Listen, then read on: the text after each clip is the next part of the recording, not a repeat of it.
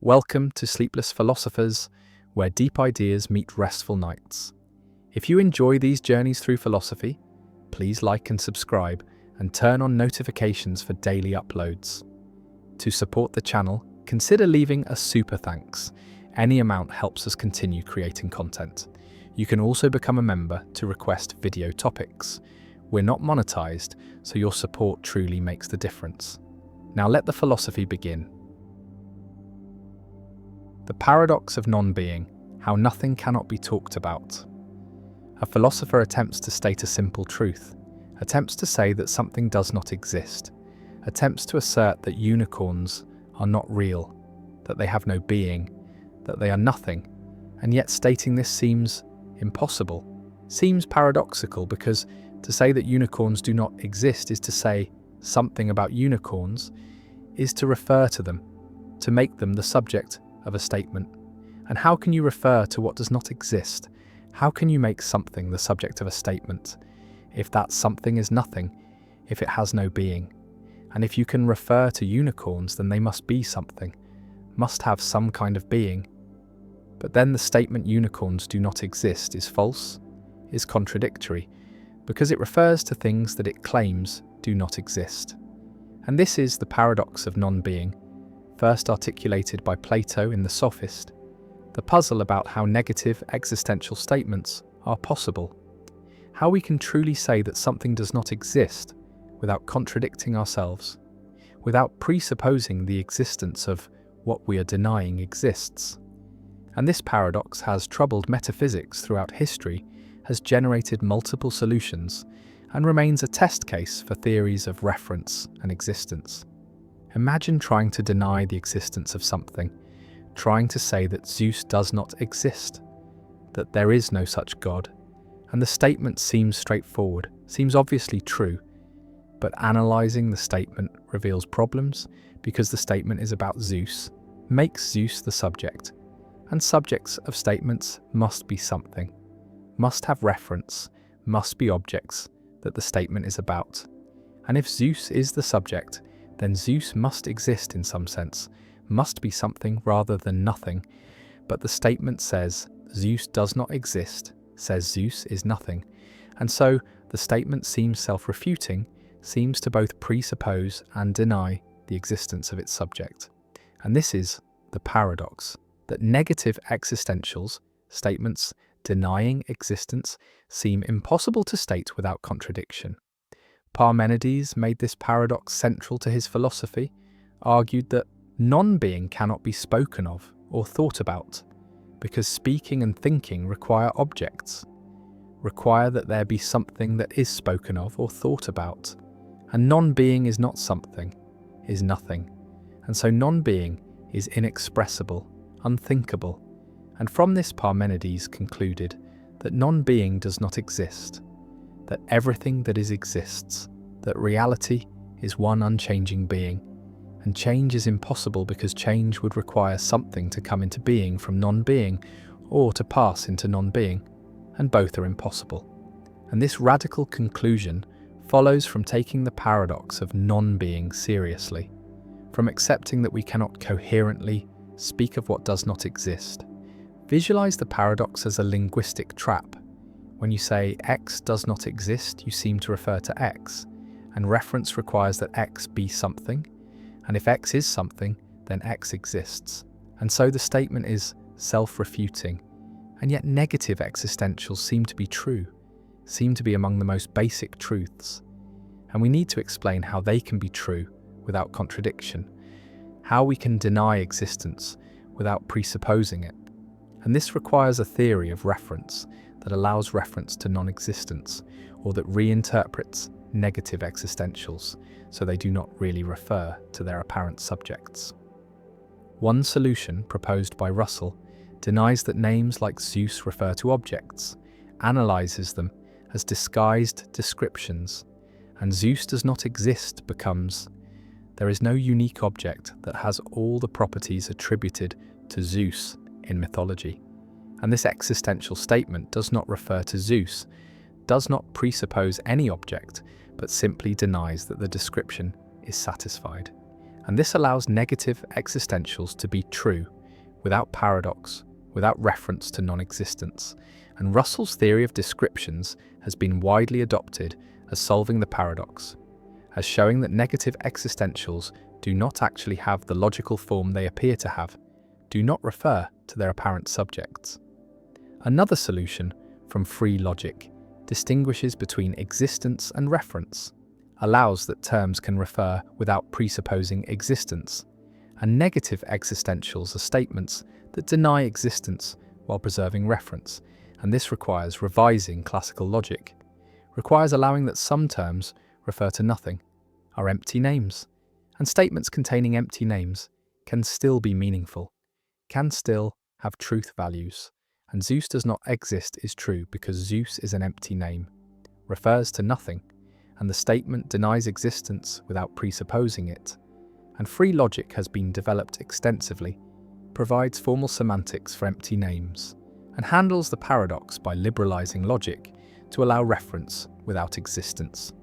A third solution, from Meinongian approaches, accepts that non-existent objects are real in a broad sense, have being even if they lack existence, and Zeus does not exist is true, because Zeus is a non-existent object, has being but lacks existence, and statements about Zeus refer to this non-existent object, and the paradox is dissolved because reference does not require existence, only requires being, and non-existent objects have being, have properties, can be subjects of true statements, and this solution preserves the intuition that negative existentials refer to their subjects, while denying that reference requires existence.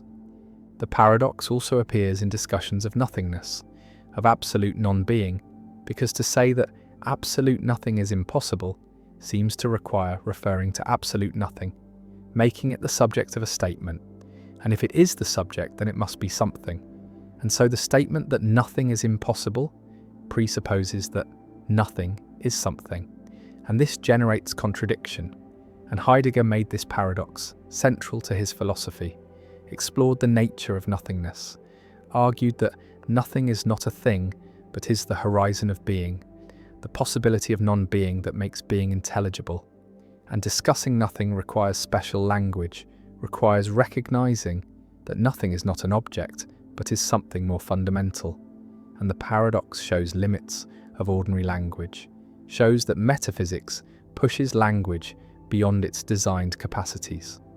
Some philosophers embrace the paradox, accept that there are true contradictions, dialetheas, statements that are both true and false, and negative existentials are examples, are both true because they correctly deny existence, and false because they refer to their subjects, and reference presupposes existence. And this paraconsistent approach accepts contradiction, develops logics that allow true contradictions without explosion, without allowing everything to be provable.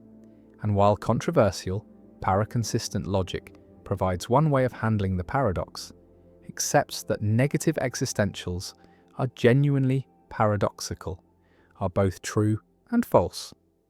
The statement stands: Zeus does not exist, unicorns are not real, nothing is something, and the paradox remains, hovering over negative existentials, challenging theories of reference, forcing recognition that denying existence is not as simple as it seems, that we cannot straightforwardly say that something is nothing without creating logical tension, and the paradox of non-being endures as one of the oldest problems in philosophy, a problem recognized by Plato, central to Parmenides, unresolved by centuries of analysis, and various solutions exist, various ways of dissolving or accepting the paradox, but no consensus emerges, and the paradox persists, a reminder that language struggles to express non-existence, that negation creates puzzles, and that the boundary between being and non-being resists clear articulation.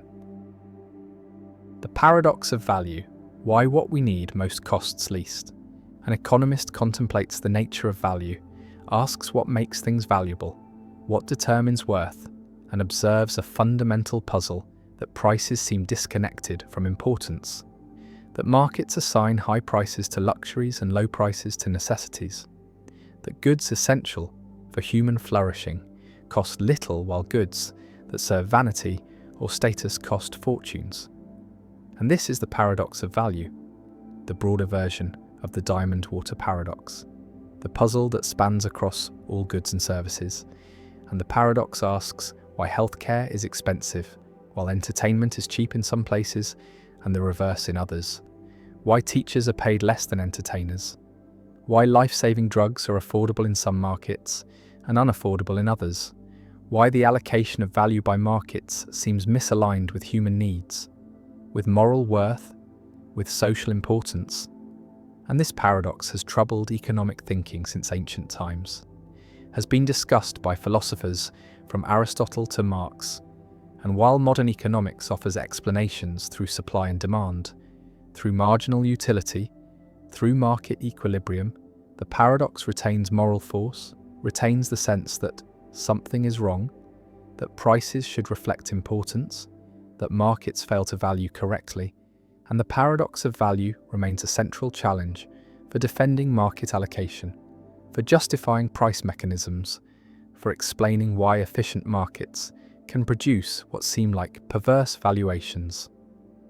Imagine comparing different goods by their importance to human welfare. And air is essential, sustains life, is necessary for survival, cannot be done without for more than minutes. And yet air is free, has zero price, costs nothing. While gold is non-essential, serves no biological function, is desired only for decoration or a store of value. And yet gold is expensive, costs thousands per ounce, and this comparison illustrates the paradox, shows that necessity and price are inversely related, that the most needed goods are often cheapest and the least needed goods often expensive. And this pattern extends across many goods. Water is cheap, housing varies but is often expensive. Healthcare is expensive in many places, education costs are rising, food prices are moderate, while luxuries like jewellery, sports cars, yachts, artwork, all command premium prices. And the pattern suggests that markets value incorrectly, value luxury over necessity, value status over survival. And this creates moral discomfort, creates the sense that market allocation is unjust, is misaligned with human values. The paradox of value demonstrates the tension between exchange value, what markets assign, and use value, what humans need. And Marx emphasized this distinction, argued that capitalism systematically undervalues use value, undervalues goods necessary for life, while overvaluing exchange value, overvaluing goods that serve accumulation. And this misalignment is not accidental, but is structural, is inherent in market systems that allocate based on willingness to pay rather than on need. And those with money can bid up prices of luxuries, while those without cannot bid up prices of necessities. And markets respond to money, not to need. And this explains the paradox. It explains why diamonds are expensive and water cheap. Because those who want diamonds have money to pay high prices, while those who need water cannot afford high prices. And markets clear at prices that balance supply and demand among those with purchasing power, not among all humans with needs. Visualize the paradox as revealing different concepts of value: economic value, defined by market prices determined by supply and demand, and purchasing power, and moral or social value, defined by importance to human welfare, determined by needs and flourishing. And these two concepts diverge, are not aligned. And economic value is amoral, is neutral about what should be valued, reflects only what is valued by those with money to spend, while moral value judges that some goods are more important than others, that necessities matter more than luxuries, that human needs should be prioritized. And the paradox is the gap between these concepts, is the recognition that markets do not track moral value, do not allocate according to importance. And this gap creates the sense that markets are unjust, are inadequate for distributing goods that matter most. One response to the paradox of value is that markets are efficient, are good at allocating resources to maximize satisfaction of preferences weighted by willingness to pay. And while this may not align with moral importance, It is the best available system is better than alternatives, like central planning, which face information problems and incentive problems. And markets at least respond to decentralized information about preferences, at least allow individuals to make choices, and efficiency does not require tracking moral importance, requires only that resources go to those who value them most as measured by willingness to pay. And this response accepts the paradox, accepts that markets do not and should not track moral value, argues that moral allocation should be achieved through other means, through taxation and redistribution, through public provision of essential goods, through regulation that ensures access to necessities, and markets should be left to allocate efficiently while other institutions address moral concerns. Another response questions whether the paradox is real, argues that necessities actually are valuable, are provided at low cost because markets are efficient at producing them, because competition drives prices down, and the reason necessities are cheap is that we have solved the production problem, have made them abundant, and abundance is good, is the goal. And the paradox mistakes low price for low value, confuses market price with social importance. And in fact, low prices for necessities mean high consumer surplus, mean people benefit greatly from access to cheap necessities. And this is success, not failure. Is markets working well? Not markets failing. And the paradox dissolves once we recognize that low prices for necessities reflect abundance and efficiency rather than lack of value, and high prices for luxuries reflect scarcity and inefficiency rather than high value. A third response embraces the paradox, accepts that markets misallocate, argues that essential goods should not be left to markets, should be provided through public systems, through universal healthcare, through public education, through subsidized housing, and markets can allocate luxuries, can determine who gets diamonds and yachts. But necessities are different, require different allocation mechanisms, require ensuring universal access regardless of ability to pay. And this social democratic response uses the paradox to argue for limits on markets, for sectors where market allocation is inappropriate, where public provision is necessary, and the paradox becomes an argument for mixed economies, for market allocation in some domains and public allocation in others. The paradox also appears in labour markets, where compensation seems misaligned with social importance, and teachers are paid less than entertainers, nurses less than financiers, social workers less than lawyers, and this pattern suggests that markets undervalue socially important work, undervalue contributions to welfare and education and care, while overvaluing contributions to entertainment and finance. And this creates moral discomfort, creates the sense that labour markets are unjust, and explaining the pattern requires understanding supply and demand for labour, requires recognising that compensation reflects scarcity and productivity as measured by market value, not social importance, and teachers are abundant relative to demand while CEOs are scarce, and market productivity of CEOs as measured by profit contribution exceeds that of teachers. And these factors determine compensation, not social importance. And this explains the pattern but does not eliminate the moral concern, does not resolve the sense that something is wrong with a system that pays entertainers more than educators.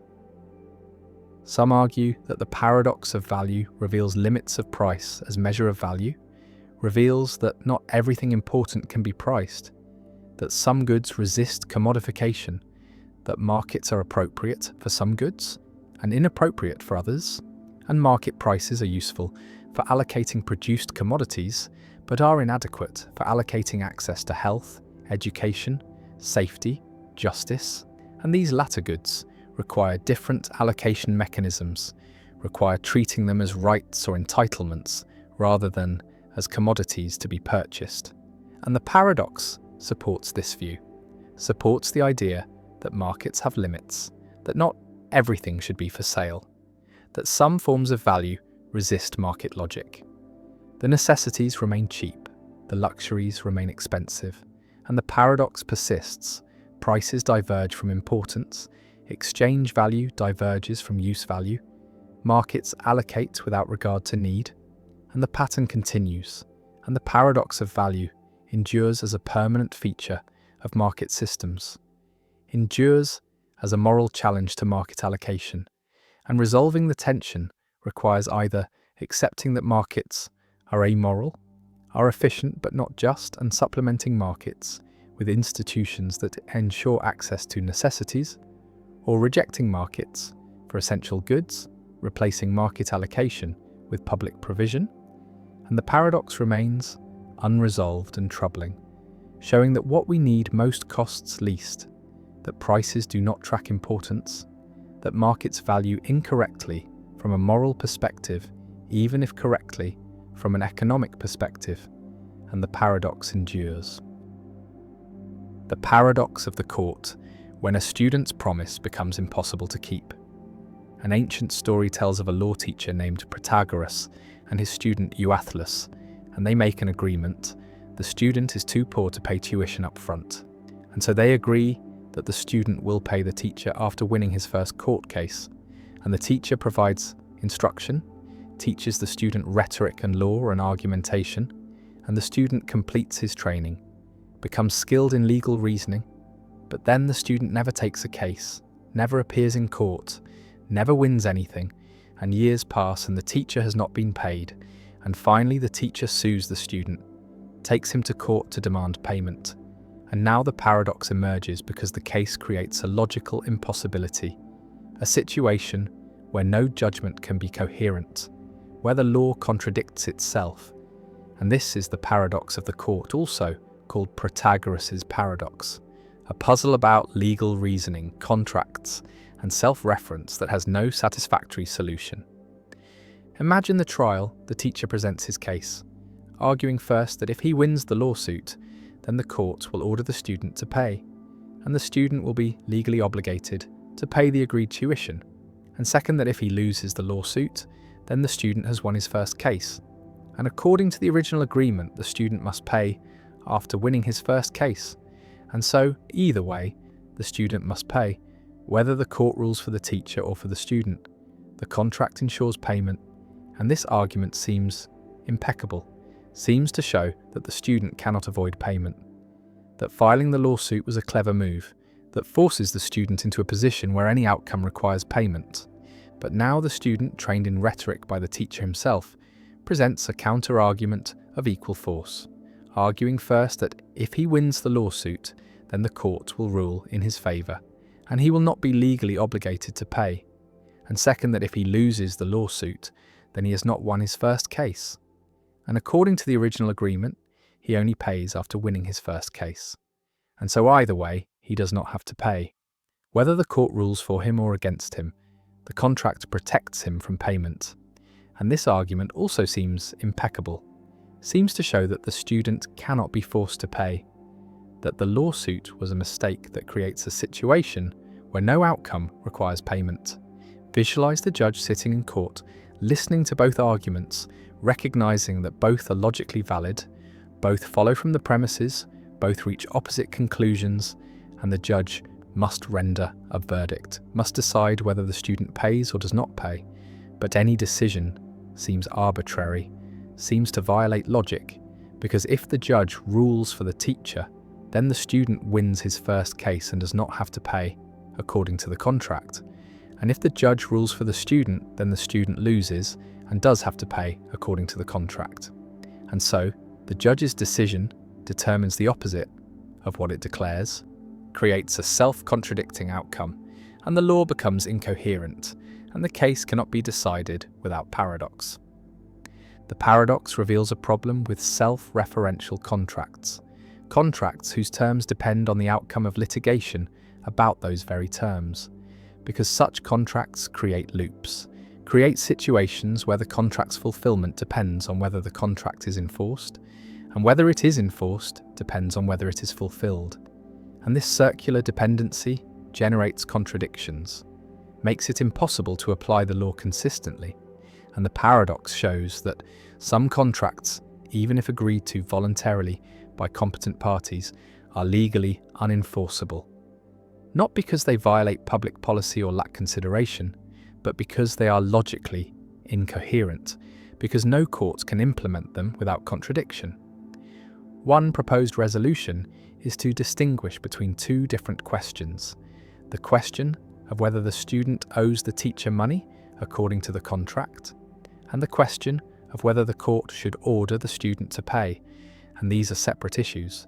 The contract might create an obligation that the court nonetheless refuses to enforce, and the court could rule in favour of the student on the narrow question of whether the lawsuit succeeds, while still recognising that the student has a moral obligation under the contract to pay once he wins his first case elsewhere.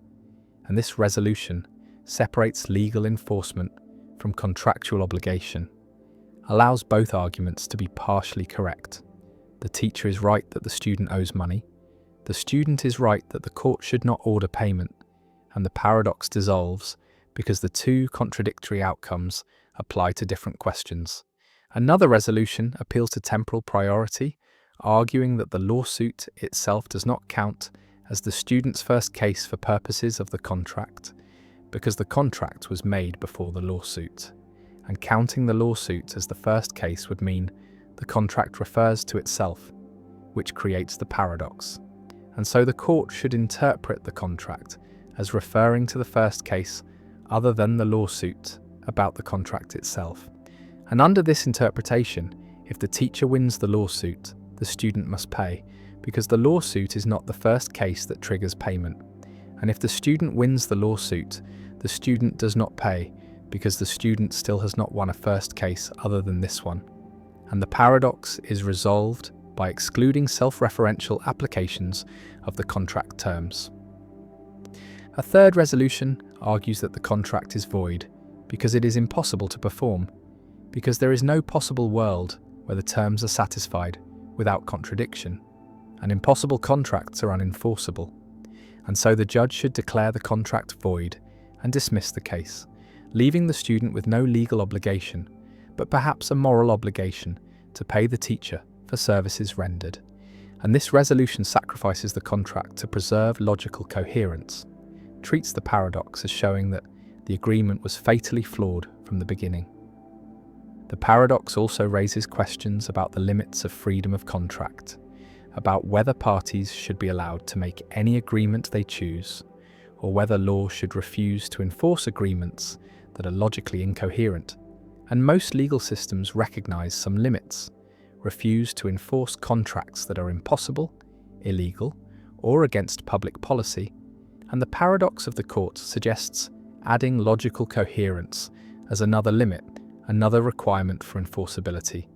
And this means that contracting parties cannot create obligations that are self-referentially paradoxical, cannot make agreements whose terms depend on their own enforcement in ways that generate contradictions.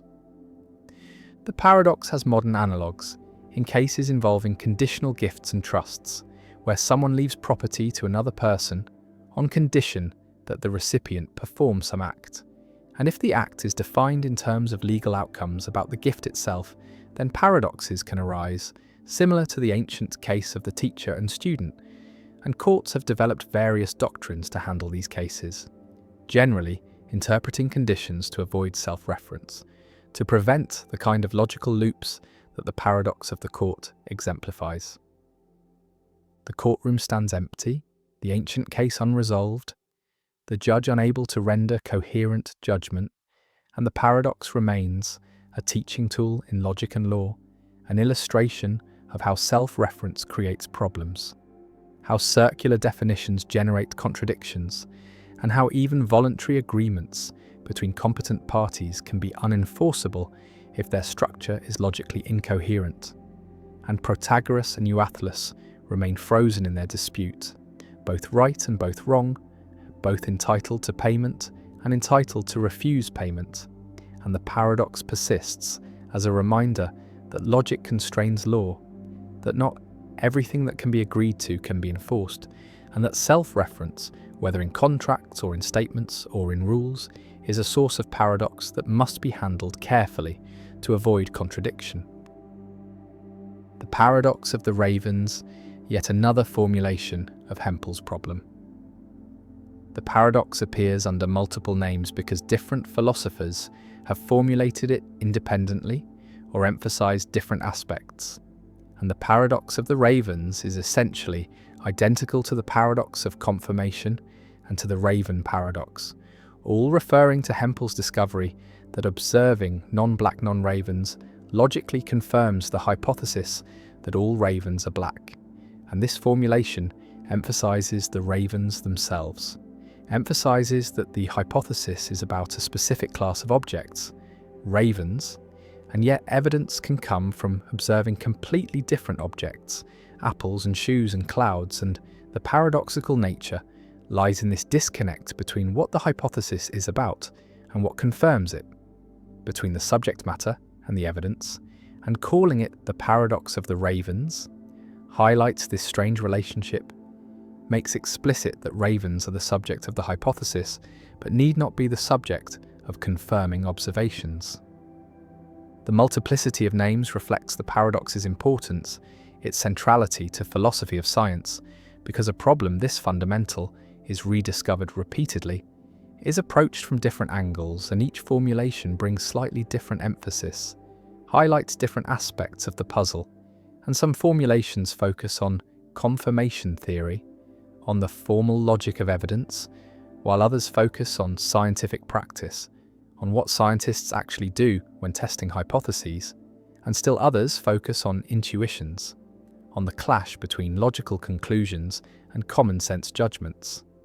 And all these perspectives are valuable, all contribute to understanding the paradox, and the proliferation of names is a sign of the paradox's richness, its ability to raise questions at multiple levels, from technical issues in confirmation theory to broad questions about scientific method. The paradox also connects to debates about Bayesian versus frequentist approaches to statistics and inference, because Bayesians have a ready answer to the paradox, can explain using Bayes' theorem why red apples confirm that all ravens are black, but provide only negligible confirmation, while frequentists struggle more, find it harder to explain the asymmetry between observing ravens and observing non-ravens. And this has led some philosophers to see the raven paradox as evidence for Bayesianism, as showing that Bayesian methods are better equipped to handle confirmation than classical approaches, though others argue that the paradox is not decisive, that various approaches can accommodate it with appropriate modifications. The paradox remains a standard topic in philosophy curricula, a problem that every student encounters, and despite its age, despite being formulated in the 1940s, it continues to generate discussion, continues to appear in new papers and books, because it is simple enough to explain quickly, deep enough to sustain extended analysis, and challenging enough that no solution is universally accepted. And this combination makes it pedagogically valuable and philosophically important, a paradox that serves both as an introduction to philosophy of science and as a topic for advanced research.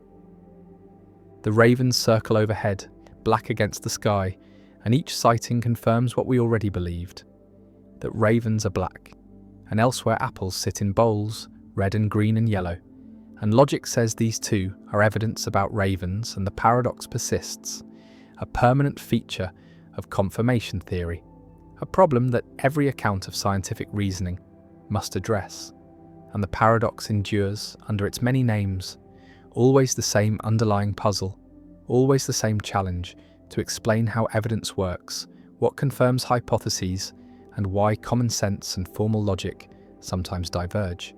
And the paradox of the ravens remains, waiting for each new generation of philosophers to confront it, to propose solutions, to argue about confirmation, and to recognize that even basic concepts in science conceal philosophical depths that resist easy resolution. The paradox of thrift. Saving money is virtuous, or so conventional wisdom holds. The careful individual who sets aside a portion of income, who resists the temptation to spend frivolously, who builds reserves against uncertain futures, is praised for responsibility and prudence, And yet there exists a paradox, articulated by economists and popularized by John Maynard Keynes, which suggests that if everyone tries to save more at the same time, the collective result is not increased wealth but decreased income, not prosperity but recession. And this is the paradox of thrift, a situation where individually rational behavior leads to collectively irrational outcomes, where virtue practiced universally becomes vice. The mechanism of the paradox operates through the relationship between spending and income in an economy, because one person's spending is another person's income. When you buy goods or services, you transfer money to the seller, who uses that money to pay employees and suppliers, who in turn spend it on other goods and services. And this circular flow of spending sustains employment and production. And if many people simultaneously decide to save more and spend less, then aggregate demand falls, businesses see reduced sales and respond by cutting production and laying off workers, and those who lose jobs or see reduced hours have less income, which forces them to reduce spending further, which causes more businesses to cut back. And this feedback loop drives the economy into recession, and in the recession, people earn less income, which means that despite their desire to save more, they may end up saving the same amount or even less than before, because their incomes have fallen, and so the collective attempt to increase savings fails, defeated by the macroeconomic dynamics it sets in motion.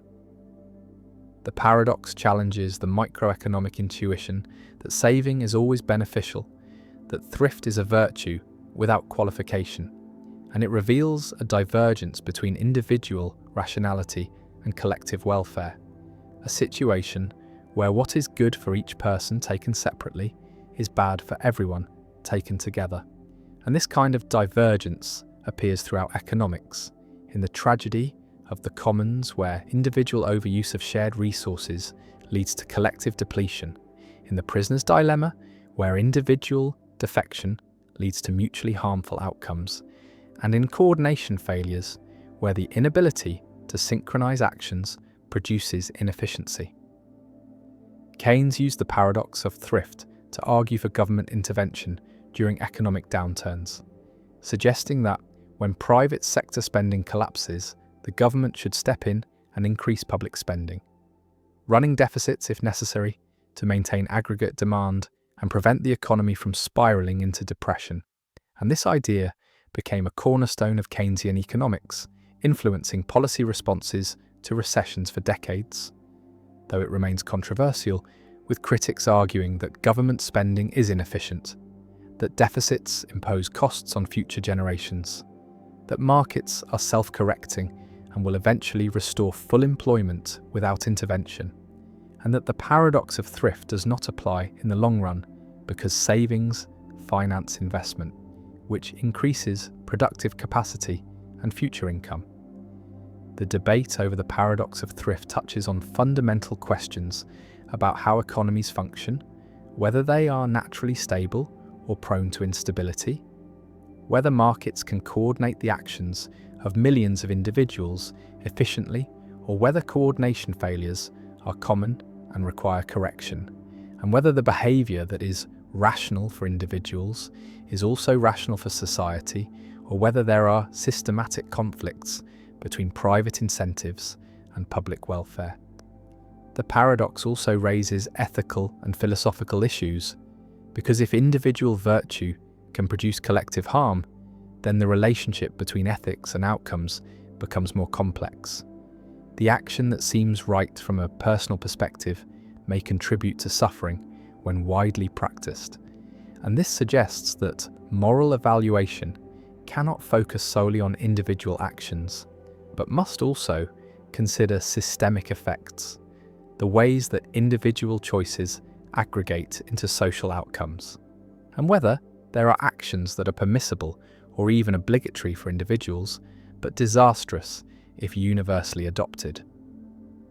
The paradox of thrift connects to issues of time preference and uncertainty, because saving reflects a preference for future consumption over present consumption, a willingness to sacrifice immediate gratification for future security, And this preference varies across individuals and across time, influenced by expectations about the future, by confidence in economic stability, by the availability of social insurance and safety nets. And when uncertainty increases, people tend to save more as a precaution.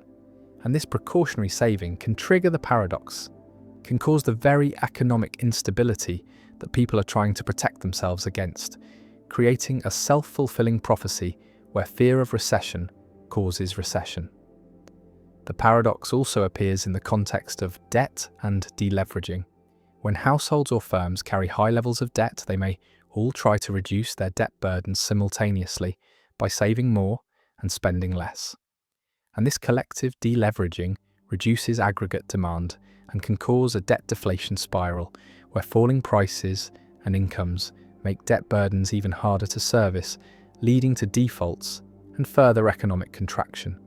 And this dynamic was central to the Great Depression of the 1930s and the financial crisis of 2008, periods when the paradox of thrift was not merely a theoretical curiosity, but a lived reality affecting millions of people. Some economists question whether the paradox is genuine or whether it reflects a misunderstanding of economic dynamics, arguing that savings do not disappear from the economy but are channeled into investment. That when people save more, banks have more funds to lend to businesses for productive investments. And these investments create jobs and income. And so in the long run, increased saving leads to increased capital accumulation and higher living standards. And the paradox only appears in the short run, when there is a coordination problem, when the financial system fails to efficiently convert savings into investment, or when there is a liquidity trap, where interest rates are already at zero and cannot fall further to stimulate investment. The paradox of thrift remains a central concept in macroeconomics, a reminder that economies are complex systems where individual actions interact in non-obvious ways, where feedback loops and emergent properties can produce outcomes that no one intended or desired, and where the aggregation of individual rationality does not necessarily produce collective rationality. And it stands as a challenge to simplistic economic thinking, to the idea that what is good for one is good for all, to the belief that markets automatically harmonize individual interests with social welfare, and it forces recognition that economic policy cannot be based solely on microeconomic principles, that understanding the economy requires attention to aggregate demand, to expectations and confidence, to the circular flow of income and spending, and to the possibility that individually prudent behavior can, under certain conditions, create collective disaster. And the paradox lingers as a warning that virtue is context-dependent, that actions are not good or bad in themselves, but only in relation to the circumstances in which they occur and the effects they produce, and that the attempt to secure individual futures through increased saving can, paradoxically, undermine those futures by damaging the economy on which everyone depends. The phantom limb. Paradox: why missing body parts still feel present. A soldier loses an arm in combat. The limb is amputated, no longer exists, no longer is connected to the body, and yet the soldier feels the arm, feels it present, feels sensations in fingers that are not there, feels the arm moving, feels it itching, feels pain in the missing hand. And this sensation is vivid, is compelling, is indistinguishable from sensations in real limbs. And this is the phantom limb phenomenon experienced by the vast majority of amputees, where missing body parts continue to be felt, continue to be represented in consciousness.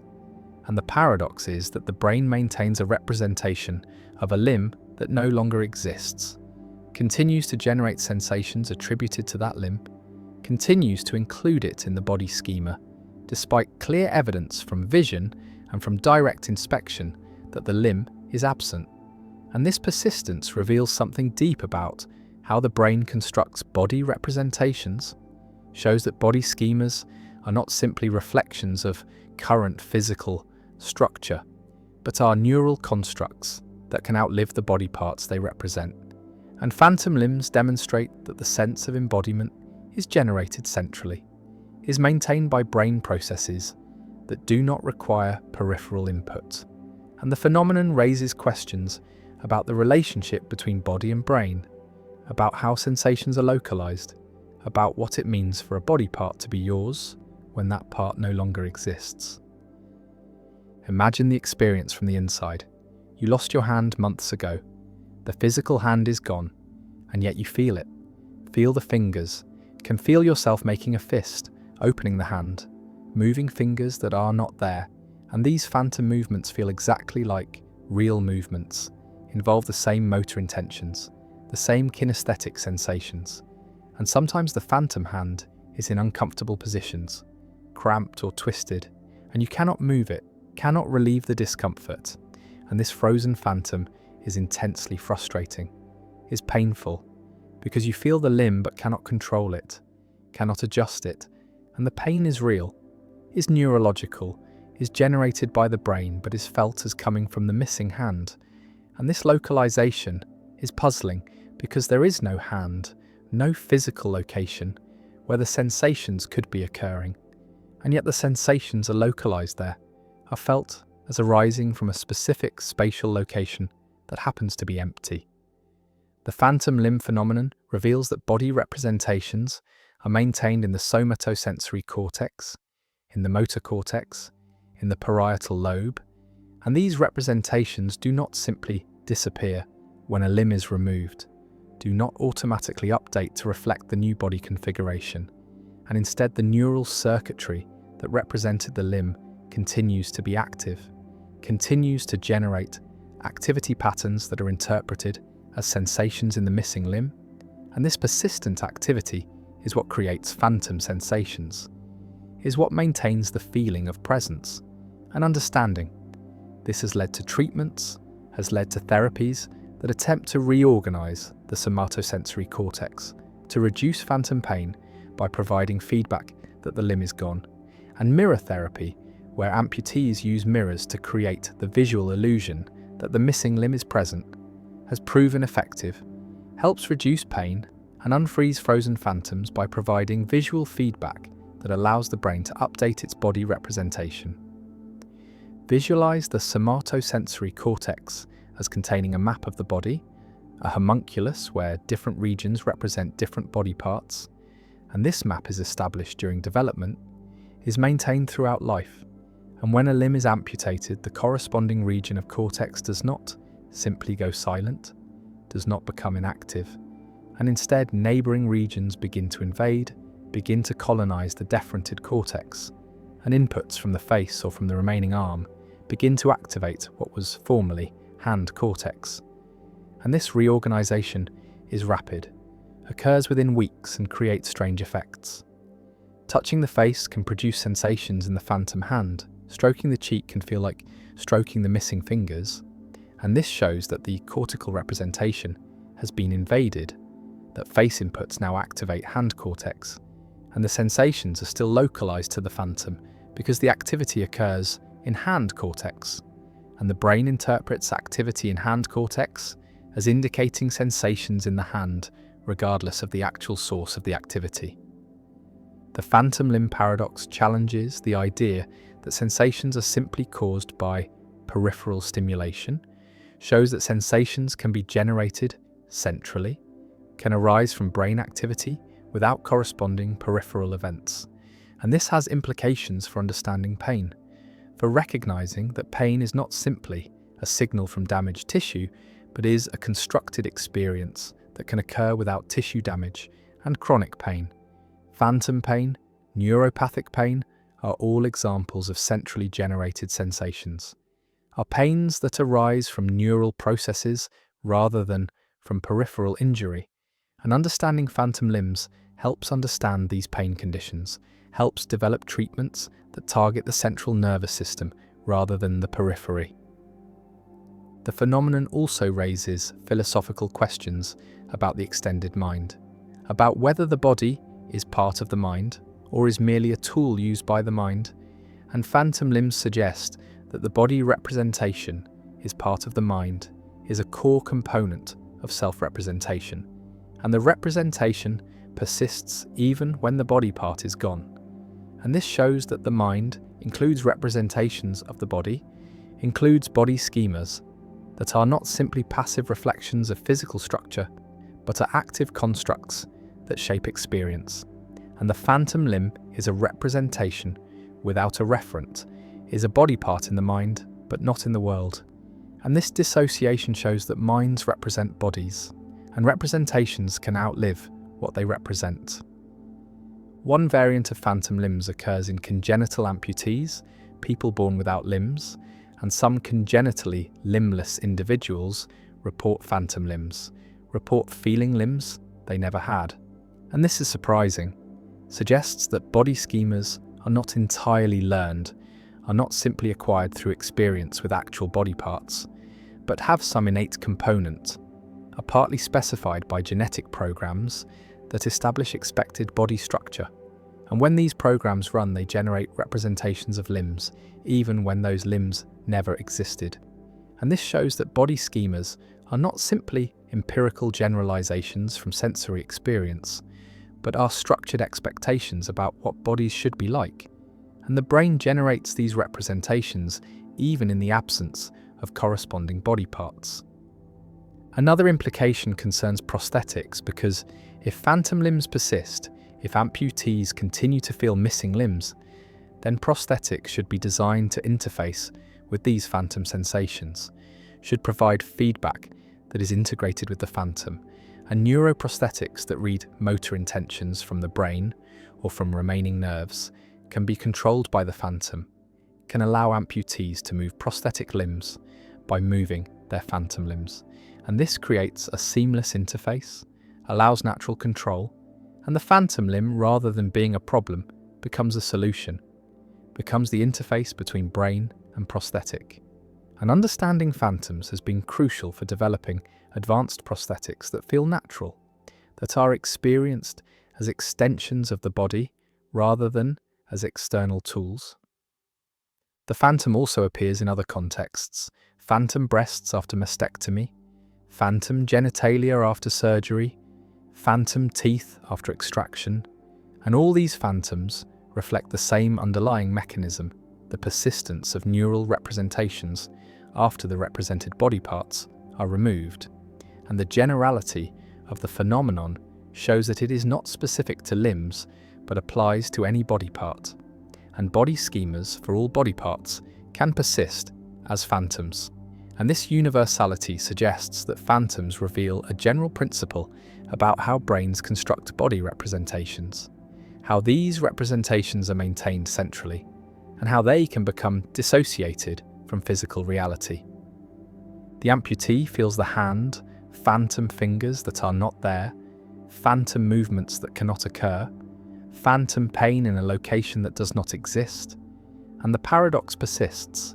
The brain maintains a representation despite the absence of the represented, and phantom limbs reveal that bodies are represented in brains, that these representations are stable, are resistant to updating, are constructed during development and maintained throughout life, and removal of body parts does not remove their representations, and the phantom remains, felt but not present, localized but not located, moving but motionless. And the paradox endures as one of the most striking phenomena in neuroscience, a demonstration that consciousness includes representations that can outlive their reference, that sensations can be generated centrally without peripheral causes, and that the body we feel is not simply the body we have, but is the body the brain represents. And sometimes these diverge and phantoms emerge, ghostly presences of absent limbs, and the phenomenon persists. The potato paradox. A farmer harvests 100 kilograms of potatoes, and these potatoes are 99% water by weight, meaning that only 1 kilogram is solid potato material and 99 kilograms is water. And the farmer leaves the potatoes out in the sun to dry, and after some time the water content has decreased. The potatoes are now 98% water instead of 99%. And the question is posed, how much do the potatoes weigh now? And the intuitive answer is that they have lost a little water, perhaps 1 kilogram, and so they now weigh 99 kilograms, or perhaps 98 kilograms. But this intuition is wildly wrong. The correct answer is that the potatoes now weigh 50 kilograms. They have lost half their weight, and this shocking result is the potato paradox, a puzzle about percentages and proportions that reveals how badly human intuition handles these concepts. The calculation proceeds as follows. The solid potato material, the non-water part, weighs 1 kilogram both before and after drying. This does not change. The potatoes lose water, but not solid material. And before drying, this 1 kilogram of solid material represents 1% of the total weight, because the potatoes are 99% water and 1% solid. And after drying, this same 1 kilogram of solid material must represent 2% of the total weight, because the potatoes are now 98% water and therefore 2% solid. And if 1 kilogram is 2% of the total weight, then the total weight must be 50 kilograms, because 1 kilogram divided by 2% equals 50 kilograms. And so the potatoes have lost 50 kilograms of water, going from 100 kilograms to 50 kilograms, even though the percentage of water has decreased by only 1 percentage point, from 99% to 98%. The paradox reveals how deceptive percentages can be, how a small change in percentage can correspond to a large change in absolute quantity, and the confusion arises from conflating different reference points. The percentage of water is calculated relative to the total weight, which itself changes as water is lost. And so the meaning of 99% water before drying is different from the meaning of 98% water after drying, because the total weight is different. And this shifting reference point makes the percentage decrease seem small when in fact it corresponds to a massive, absolute loss of water. Another way to see the solution is to focus on the solid material. Before drying, the ratio of water to solid is 99:1, and after drying the ratio is 98:2, which simplifies to 49:1. And since the solid material remains 1 kilogram throughout, the water content must be 49 kilograms after drying, giving a total weight of 50 kilograms. And this calculation makes clear that the ratio of water to solid has nearly halved, from 99 parts water per part solid to 49 parts water per part solid. And this large change in ratio corresponds to the loss of half the total weight. The potato paradox has analogues in many real-world contexts where percentages and proportions are used. In economics, where small percentage changes in large quantities can represent enormous absolute changes. In medicine, where changes in concentrations or doses must be carefully calculated to avoid errors. In environmental science, where changes in atmospheric composition are measured in parts per million but can have large effects. And in all these contexts, the potato paradox serves as a warning that percentage changes can be misleading, that absolute quantities matter, and that careful calculation is necessary to avoid errors. The paradox also illustrates a general principle about proportions, that when the total changes, percentages relative to that total change in non-obvious ways, and that converting between percentages and absolute quantities requires attention to what the percentage is calculated relative to, and failure to track the denominator, failure to notice that the reference point is shifting, leads to systematic errors in reasoning. Errors that the potato paradox exemplifies. Some people respond to the potato paradox by rejecting the premise, by arguing that potatoes cannot go from 99% water to 98% water by drying, that the numbers are unrealistic, but this response misses the point. The paradox is a thought experiment designed to illustrate mathematical relationships, and while the specific numbers may be exaggerated for effect, the underlying principle is sound, and similar calculations arise in realistic scenarios involving concentrations, dilutions, evaporations, and mixing, and understanding the potato paradox helps avoid errors in these practical contexts. The paradox is also pedagogically valuable. It is often used to teach proportional reasoning, to help students understand the difference between absolute and relative quantities, to emphasize the importance of identifying what a percentage is calculated relative to, and to show that intuition about percentages is often wrong, that careful calculation is necessary, and that problems involving changing totals require extra care. And students who master the potato paradox gain insight into a whole class of problems involving ratios, proportions, and percentages, problems that appear throughout mathematics, science, economics, and everyday life. The 100 kilograms of potatoes sit in the sun, water evaporating, and the percentage of water drops from 99 to 98. A change that sounds small, that feels negligible, and yet the weight has halved. 50 kilograms of water have disappeared, and the potatoes now weigh 50 kilograms. And this result shocks, violates expectation, reveals the gap between how percentages sound and what they mean. And the paradox endures, a simple problem with a surprising answer, a calculation that seems wrong but is right, a demonstration that percentages are tricky, that proportions shift in non-obvious ways, and that human intuition about these matters is unreliable, needs correction, needs training, needs the discipline of mathematics to avoid systematic error. And the paradox remains, taught in classrooms, discussed in puzzles, a permanent reminder that numbers are subtle, that context matters, that reference points shift, and that the gap between 99% and 98%, which sounds like 1%, can actually represent 50% of the total. And the potatoes shrink, the water evaporates, and the weight drops, and the paradox persists, elegant and instructive, a lesson in proportional reasoning wrapped in a story about potatoes and sunshine. The paradox of tolerance, when being open-minded means destroying open-mindedness. A liberal society values tolerance, values the freedom to believe different things, to practice different religions, to hold different political views, to live in different ways.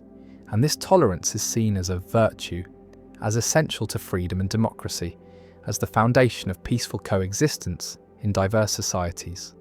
And the principle seems clear. We should tolerate all views and practices, should allow maximum freedom, should not suppress beliefs or ways of life just because we disagree with them. And yet a problem emerges, a paradox first articulated clearly by philosopher Karl Popper in 1945, which asks what a tolerant society should do when faced with intolerance, when confronted by movements that reject tolerance itself, that seek to destroy the open society and replace it with authoritarianism, that demand the right to spread hate and silence opposition. And if the tolerant society tolerates these intolerant movements, if it grants them freedom to organize and spread their views, then the intolerant movements will eventually gain power and destroy tolerance itself, will shut down free speech, will persecute minorities, will end democracy, and the tolerant society will have tolerated itself out of existence. And this is the paradox of tolerance, the recognition that unlimited tolerance leads to the destruction of tolerance, that to preserve a tolerant society, it may be necessary to be intolerant toward intolerance, to refuse to tolerate those who would destroy tolerance. Imagine a democracy where free speech is protected, where all political views are allowed, where movements can organize and campaign and attempt to win power through elections. And now, imagine a fascist movement that explicitly rejects democracy, that promises to seize power and end elections and establish dictatorship. And this movement uses the freedoms of the democratic system to grow, uses free speech to spread propaganda, uses freedom of assembly to recruit followers, uses democratic procedures to gain seats in parliament, and at each stage, the democratic society faces a choice. Do we tolerate this movement? Do we allow it to continue operating within the system, even though its goal is to destroy the system? Or do we suppress it? Do we ban the movement arrest its leaders, prevent it from spreading its message? And if we suppress it, are we betraying our own principles? Are we becoming intolerant ourselves? And if we do not suppress it, are we complicit in our own destruction? Are we naive? Are we allowing democracy to commit suicide? Popper's answer was that we should not tolerate the intolerant, that tolerance is not a suicide pact, that a society that wishes to remain tolerant must be willing to defend itself against movements that seek to destroy tolerance, and this means that tolerance has limits, that it does not extend to those who would abuse it to eliminate tolerance. And Popper acknowledged that this is paradoxical, that the tolerant society must practice intolerance, must suppress certain views, must limit freedom in order to preserve freedom. But he argued that this is necessary, that the alternative is the death of tolerance, and history supports this. Societies that tolerated fascist movements in the 1920s and 1930s saw those movements seize power and establish brutal dictatorships. And the lesson is that tolerance must be defended, that it cannot be absolute, that there are views and movements that cannot be accommodated within a free society because their goal is to end freedom. But this creates difficult questions about where to draw the line, about which views count as intolerably intolerant, about who decides, about what methods of suppression are legitimate. Because if we ban every movement that seems threatening, if we suppress every view that makes us uncomfortable, then we are no longer a tolerant society. We have become the oppressors. We have done the work of the intolerant for them. And so the paradox is not fully resolved by saying we should not tolerate intolerance, because we need principles to determine what counts as intolerance. What level of threat justifies suppression, and whether suppression means banning speech, banning organizations, arresting people, or merely refusing to engage, refusing to give platforms, refusing to treat intolerant views as legitimate options in public debate. Visualize a spectrum of intolerance. On one end are views that are merely offensive or unpopular, views that challenge prevailing norms, views that make some people uncomfortable. And these views, even if we find them objectionable, should be tolerated in a free society, should be allowed to be expressed and debated, because tolerance means accepting that people will hold views we dislike. And suppressing offensive views is censorship, is the tyranny of the majority, is the opposite of the tolerance we claim to value. And on the other end of the spectrum are movements that actively seek to destroy democratic institutions, that incite violence, that organize to strip rights from minorities, that threaten the basic conditions of a free society. And these movements, Popper argues, need not be tolerated, can be suppressed to protect the tolerant society. But the middle of the spectrum is murky, filled with cases where reasonable people disagree about whether a movement or view crosses the line. And this is where the paradox bites hardest, where we must make judgments without clear rules, where any decision risks either tolerating too much and allowing intolerance to grow, or suppressing too much and becoming intolerant ourselves. Some philosophers argue that the paradox can be resolved through procedural rules, through formal commitments to democratic processes. A tolerant society tolerates all views that accept the democratic framework, that agree to compete peacefully for power, that accept the results of elections and respect the rights of others. But it does not tolerate movements that reject these procedures, that seek power through violence or intimidation, that refuse to accept electoral defeat. And this procedural approach provides a clear line. Tolerance extends to those who play by the rules, not to those who seek to overturn the rules. But critics note that even this approach involves substantive value judgments, because the democratic framework itself embodies values like equality and freedom. And so we are saying we tolerate all views except those that reject our core values. And this is not neutral tolerance, but partisan tolerance, tolerance of a specific range of views that we have already deemed acceptable. Others argue that the solution involves distinguishing between tolerating views and tolerating actions, that a truly tolerant society allows people to hold and express any beliefs, but does not allow them to act on beliefs that harm others. So expressing racist views might be tolerated, but discriminatory actions are not.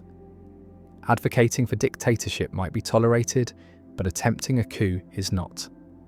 And this distinction seems to preserve free thought and speech while preventing harm, but it faces difficulties because speech can cause harm, hate speech can incite violence, propaganda can radicalize people, and drawing the line between harmless expression and harmful action is not straightforward. And some argue that by the time intolerant movements act, it may be too late, that tolerant societies must suppress intolerant speech before it metastasizes into intolerant action. The paradox also has a psychological dimension, because tolerating intolerance is emotionally difficult, requires accepting that people will spread views you find abhorrent, will organize against values you hold dear, will seek to undermine the society you want to preserve. And this acceptance is painful, creates tension, and there is a constant temptation to suppress, to silence, to refuse to tolerate, and distinguishing between legitimate suppression of genuine threats and illegitimate censorship of mere disagreement requires judgment, requires resisting the urge to label all opposing views as intolerable, requires humility about our own fallibility, and these are difficult virtues to maintain, especially in polarized times when every political disagreement feels existential. The tolerant society stands at the edge, welcoming diverse views, protecting freedom, and watching as intolerant movements test the boundaries, push the limits, demand the right to destroy the very system that protects them. And the society must decide, must draw a line, must say some things cannot be tolerated, some movements cannot be accommodated.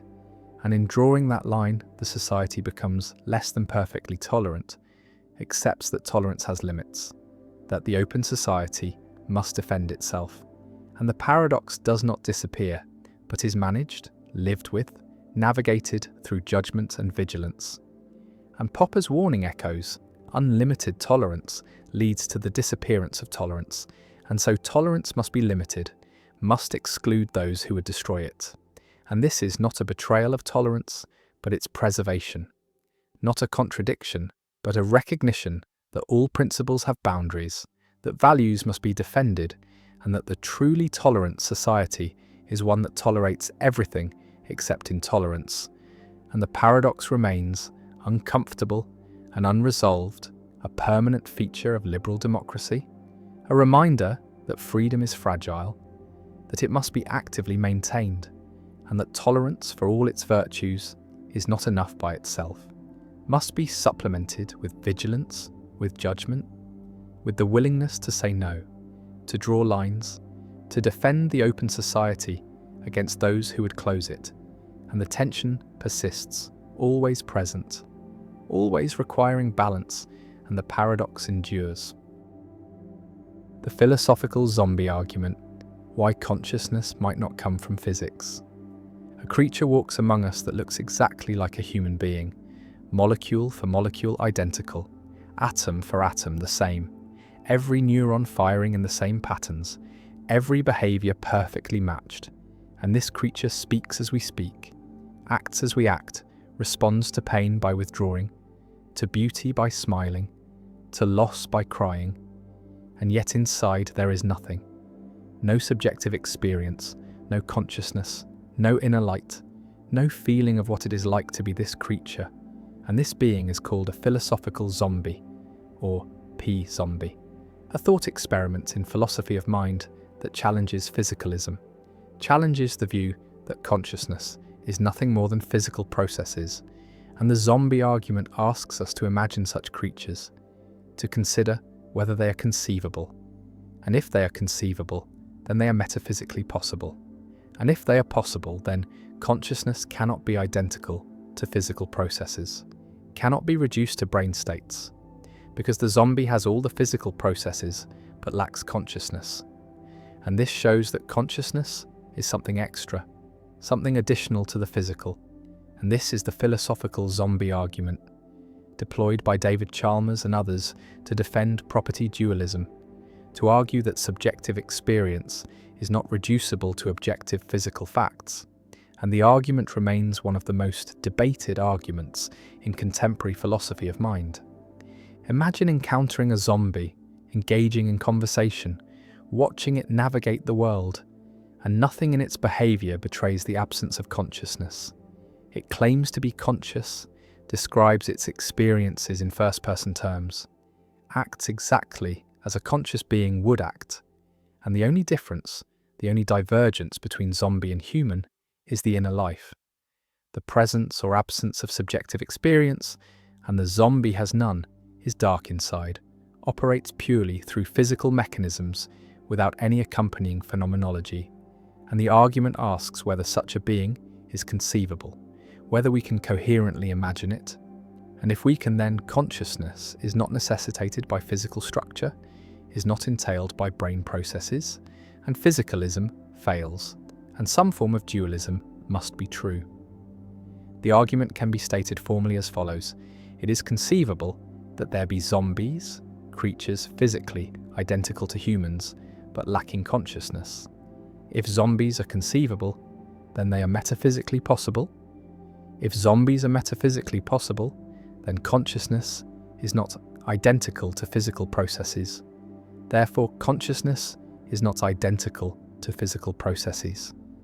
And this conclusion challenges materialism, challenges the view that everything is physical, that mental states are brain states, and forces recognition of an explanatory gap, a gap between physical facts and phenomenal facts that cannot be bridged by physical explanation alone. Visualize two worlds. One is our world, filled with conscious beings who have inner lives, who experience redness and pain and joy, and the other is zombie world, physically identical. Every particle in the same position, every force acting identically, but lacking consciousness. All beings are zombies, and the question is whether zombie world is possible, whether it is a coherent scenario, and Chalmers argues that it is, that we can conceive of such a world without contradiction, and this conceivability establishes possibility, and possibility refutes physicalism, shows that physical facts do not exhaust all facts, that there are phenomenal facts that are additional to physical facts. Physicalists respond to the zombie argument in multiple ways. The most direct response denies that zombies are conceivable, argues that the apparent conceivability is illusory, that we think we can imagine zombies because we are not thinking carefully enough, not considering all the implications, and that when we try to fill in the details, try to specify exactly how a zombie would work, contradictions emerge, and zombies turn out to be impossible after all. And this response requires showing that consciousness is entailed by physical structure, that given the right physical organization, consciousness must arise. And this is the hard part, explaining why and how physical processes necessitate consciousness. Another response accepts that zombies are conceivable, but denies that conceivability implies possibility, argues that there is a gap between what we can imagine and what is actually possible, that conceivability is an epistemic notion about what seems possible to us, while possibility is a metaphysical notion about what could actually be. And these can come apart. We can conceive of things that are actually impossible, like water being something other than H2O. And Kripke's work on necessity and identity supports this, shows that identities, like water is H2O, are necessary, even though we can conceive of their negation. And the same applies to consciousness, is brain process. It might be necessarily true, even though we can conceive of its negation. And so zombies, while conceivable, are not possible, and the zombie argument fails. A third response argues that the zombie argument begs the question, assumes what it sets out to prove, because the claim that zombies are conceivable assumes that consciousness is something separable from physical processes, something that could be absent while physical processes remain. And this assumption is precisely what physicalists deny. And so the argument does not refute physicalism, but merely asserts an alternative view, and physicalists are not obliged to accept the zombie scenario as genuinely conceivable, can reject it as incoherent or question-begging. The zombie argument connects to other arguments about consciousness, to the knowledge argument about Mary, and to the explanatory gap, and to the hard problem of consciousness, all pointing to the difficulty of explaining subjective experience in physical terms, all suggesting that phenomenal consciousness resists reduction, and these arguments collectively create a case for dualism, for the view that consciousness is not physical, though the case remains controversial, remains rejected by many philosophers who maintain that consciousness will eventually be explained physically, that the apparent gap is due to ignorance, not to genuine irreducibility. The zombie walks through the world, behaving normally, seeming conscious, and yet the question hangs: is there anyone home? Is there subjective experience? Or is the creature an automaton, a sophisticated mechanism that mimics consciousness without having it? And the zombie argument uses this thought experiment to probe the nature of consciousness, to test whether consciousness can be separated from physical structure. And the answer determines whether physicalism is true, whether everything about consciousness can be explained in physical terms, or whether consciousness is something more, something that transcends the physical. And the zombie remains, conceivable or not, possible or not, a thought experiment that continues to challenge materialist theories of mind, continues to force physicalists to explain how consciousness arises from matter, how subjective experience emerges from objective processes, and the philosophical zombie endures as one of the most vivid and controversial thought experiments in philosophy. A creature that may be impossible, but whose mere conceivability threatens physicalism, whose imagined existence reveals the explanatory gap between brain and mind, between matter and consciousness, and whether zombies could exist remains disputed, remains a test case for theories of consciousness, and the zombie argument persists as a central challenge to the view that science can explain everything, that physical facts exhaust all facts, and that consciousness is nothing more than brain processes arranged in certain ways. The Preface Paradox.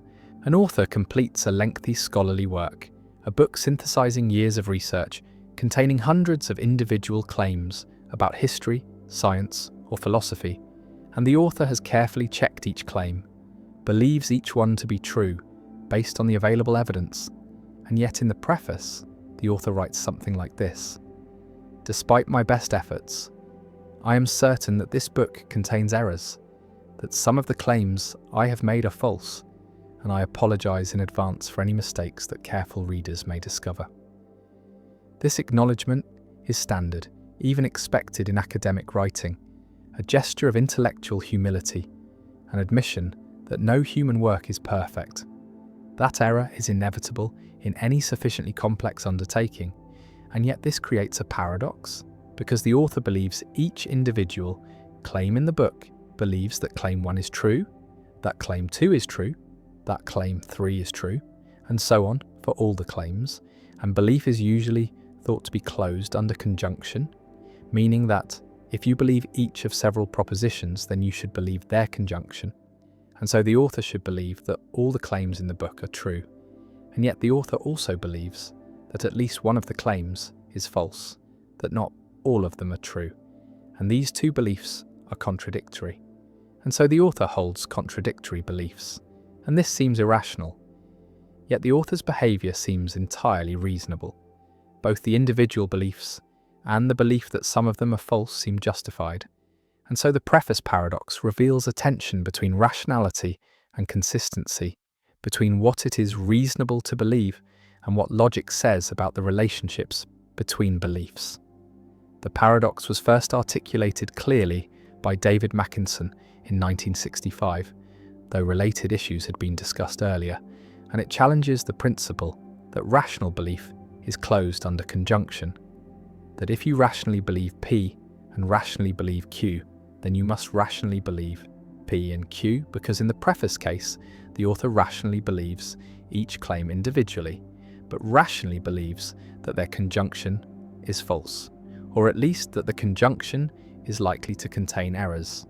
One response is to reject closure, to argue that rational belief is not closed under conjunction, that it is possible to rationally believe many individual propositions without rationally believing all of them together, especially when the number of propositions is large and the probability that each is true, while high, is less than certainty. Because if each claim has a 99% chance of being true, then a book with 100 claims has only about 37% chance of having all its claims be true, and so it is perfectly rational to believe each claim while doubting that all are true. Another response is to distinguish between degrees of belief, arguing that the author assigns high credence to each individual claim, perhaps 99%, but assigns lower credence to the conjunction of all the claims, and that there is no contradiction here, only a recognition that confidence decreases as the number of independent claims increases. And this response draws on probabilistic or Bayesian approaches to rational belief, where belief comes in degrees rather than being all or nothing, and where the probability of a conjunction is the product of the probabilities of the conjuncts, if they are independent, and so the probability that all claims are true can be much lower than the probability that any particular claim is true. A third response is to argue that the author's belief in the preface, the belief that the book contains errors, is of a different kind than the beliefs in the individual claims, that it is a higher order belief about the author's own fallibility rather than a first order belief about the subject matter of the book, and that there is no direct contradiction between believing that you are generally fallible and believing specific claims, just as there is no contradiction in a weather forecaster believing that their forecasts are occasionally wrong while believing that today's forecast is correct. The preface paradox connects to broader issues in epistemology about the nature of rational belief, the role of evidence, the significance of consistency, and whether it is possible for a rational agent to knowingly hold inconsistent beliefs. And while inconsistency is generally considered a mark of irrationality, the preface paradox suggests that there are cases where inconsistency, or at least apparent inconsistency, is unavoidable and perhaps even required by rationality, because to refuse to acknowledge the possibility of error when error is statistically almost certain would itself be a form of irrationality, a failure to properly calibrate beliefs to the evidence. The paradox also relates to the lottery paradox, another puzzle about rational belief and probability, where you rationally believe of each ticket in a large fair lottery that it will not win, but you also rationally believe that some ticket will win, and again rational belief seems to violate closure under conjunction.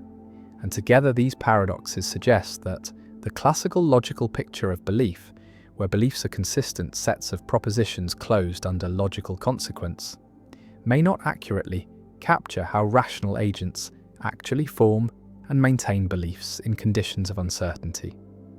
The preface paradox has practical implications for how we think about knowledge and expertise, because it suggests that experts, even while justifiably confident in their individual judgments, should maintain an overall humility about the possibility of error. And this humility is not a sign of weakness or uncertainty, but a recognition of the statistical reality of human fallibility. And it supports practices like peer review, replication, and open debate, all of which are mechanisms for catching errors that individual researchers, despite their care and expertise, are likely to make.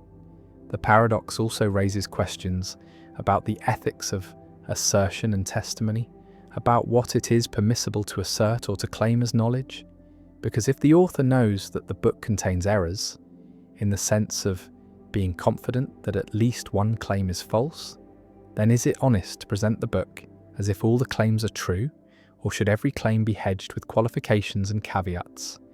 And if so, would this not make communication impossibly cumbersome? And yet, if we present claims without hedges, do we mislead our audience? Do we pretend to a certainty we do not possess? And these questions have no easy answers, and different contexts may call for different standards of assertion, with scientific writing allowing for the acknowledgement of fallibility in a way that courtroom testimony or medical diagnosis may not. The author sits with the completed manuscript, proud of the work yet aware of its limitations, believing each sentence yet doubting the whole, and this dual attitude, far from being irrational, seems to be the mark of a careful and honest thinker, someone who takes seriously both the evidence for individual claims and the statistical likelihood of error. And the preface paradox forces recognition that rationality is more complex than simple consistency, that the principles governing rational belief must accommodate uncertainty, fallibility, and the limits of human cognition, and that sometimes the rational response to evidence is to hold beliefs that are, in a technical sense, inconsistent. And this inconsistency is not a flaw to be corrected, but a feature of how finite minds navigate an uncertain world. And the paradox remains, a puzzle that challenges our theories of rational belief, that resists easy resolution, and that reminds us that even the attempt to be perfectly rational, perfectly consistent, perfectly certain, is itself a kind of error, a failure to recognize that error is inevitable, that certainty is elusive, and that the best we can do is to believe what the evidence supports, while acknowledging that some of what we believe must, almost certainly, be false. The Phi phenomenon, why motion is an illusion your brain creates. Two lights flash in sequence. First, one light turns on and off. Then a moment later, another light nearby turns on and off. And yet what you perceive is not two separate flashes, but a single light moving from the first position to the second. Continuous motion where there is none. Smooth travel through space that never occurred. And this is the Phi phenomenon, discovered by Max Wertheimer in 1912. A fundamental illusion that reveals how the brain constructs the perception of motion, shows that motion is not simply detected from sensory input, but is created, is synthesized by the visual system from discrete static images.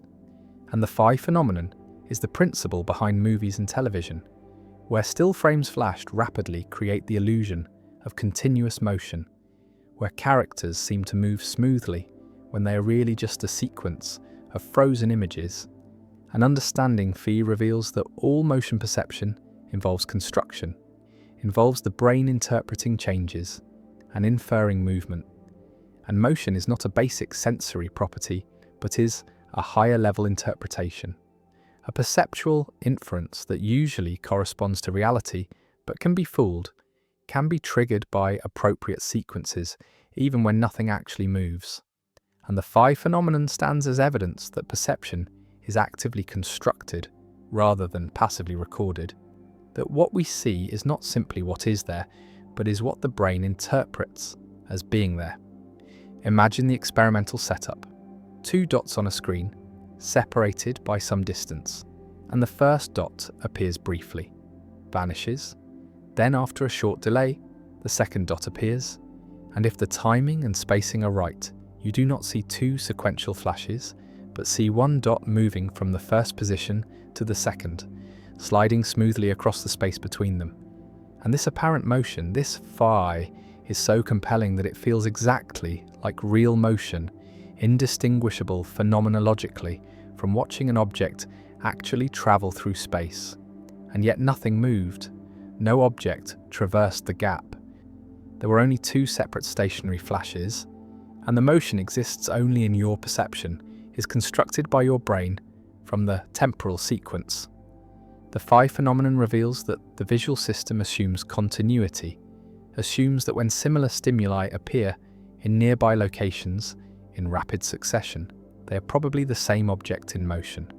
And this assumption is usually correct, is how motion in the real world works. Objects move continuously from place to place, and perceiving them as moving requires detecting this spatio-temporal pattern, and the visual system has evolved to detect this pattern efficiently, to infer motion from sequences of static retinal images, and Phi exploits this mechanism, presents the pattern without the actual motion, and the brain responds as it normally does, constructs motion perception, and the illusion demonstrates that motion is not directly given in sensation, but is computed from changes in position over time. Visualize motion perception as involving motion detectors, neurons that respond to changes in position, to objects moving across the visual field, and these detectors can be activated by real motion or by appropriate sequences of static stimuli. And Phi activates these detectors, creates the neural signature of motion without actual motion.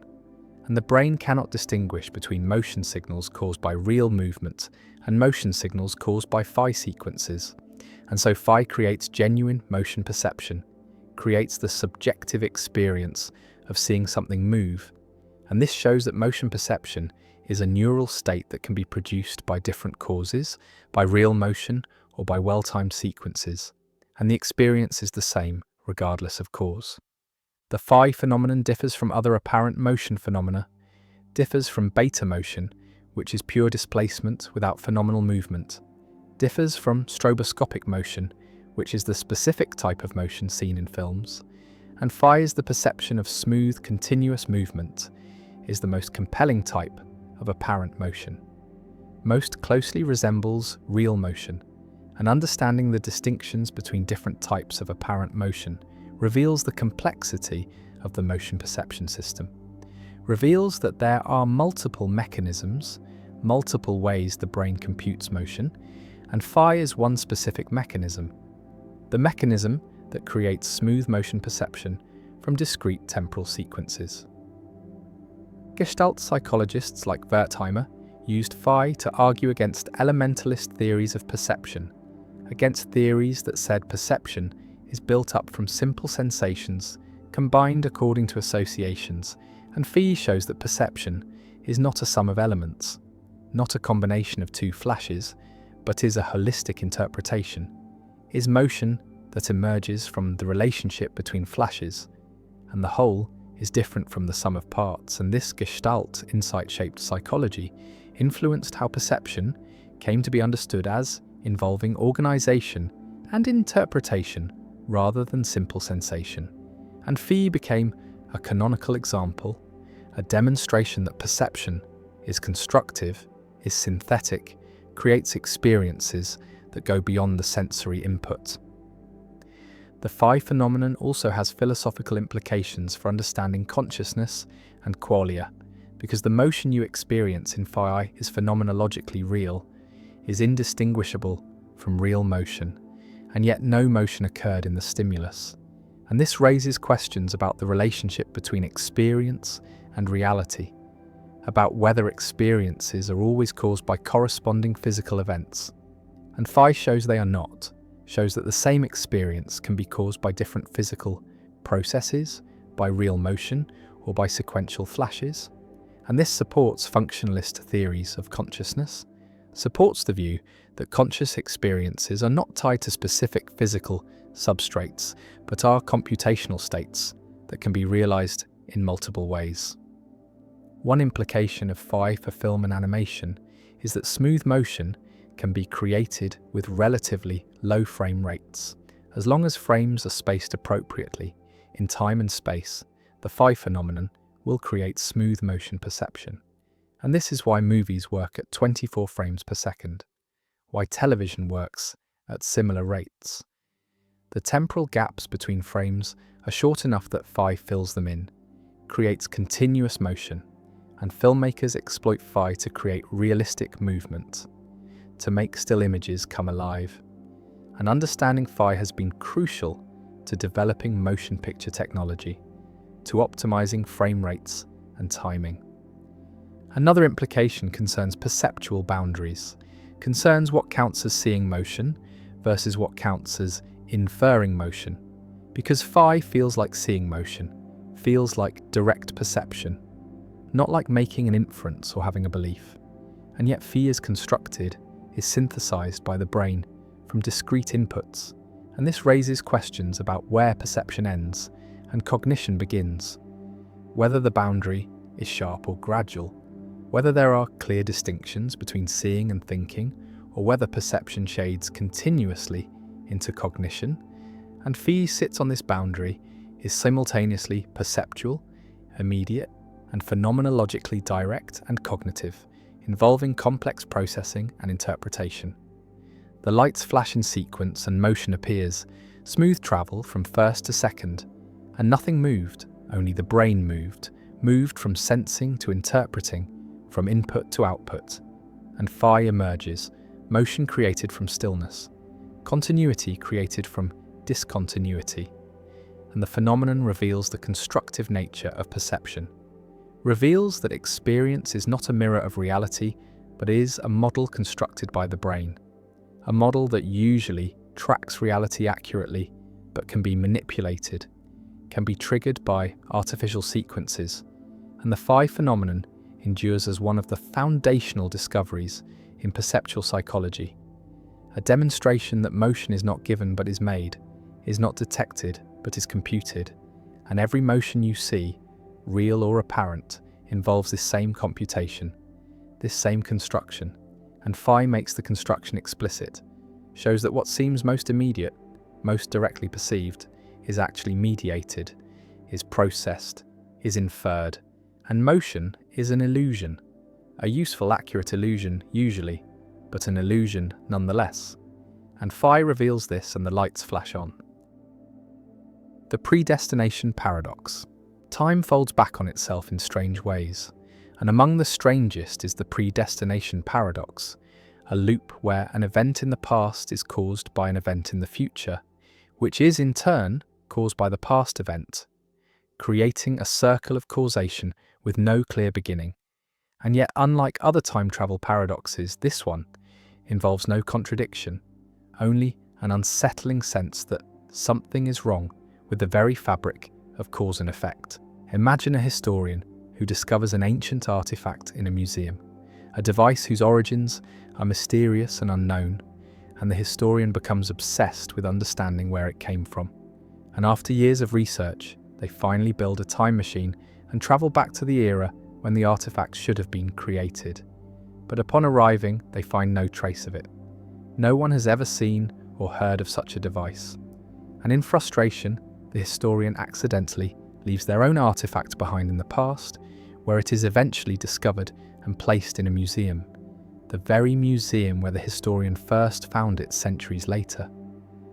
The artifact has no origin. It was never created. It simply exists in a loop, passed from future to past and back again, and the timeline is perfectly consistent. Every event follows logically from every other event. There is no contradiction, no paradox in the classical sense, and yet the mind recoils because it seems that something must have created the artifact, that objects do not simply exist without being made. The predestination paradox is closely related to the bootstrap paradox, but it emphasizes a different aspect of the problem, the idea that events can be predetermined by time travel, that the past is fixed not because of physical laws, but because travelers from the future have already shaped it, and any attempt to change history is doomed to fail because the changes have already happened. They are already part of the timeline. Consider a time traveler who learns of a great disaster and travels back to prevent it, but every action they take to stop the disaster instead contributes to causing it.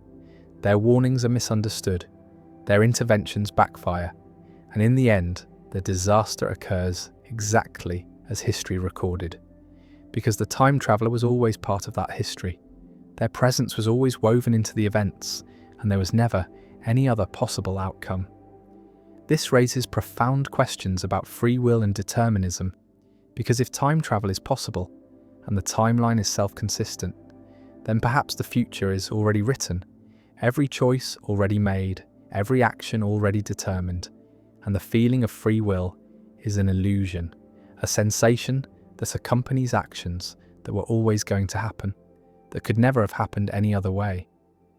Some physicists embrace this view, arguing that the universe is a block where past, present, and future all exist simultaneously, and that time travel simply reveals what was always true, that history is immutable, that the timeline is a fixed structure, and we are merely moving through it, experiencing events in sequence, but unable to alter them.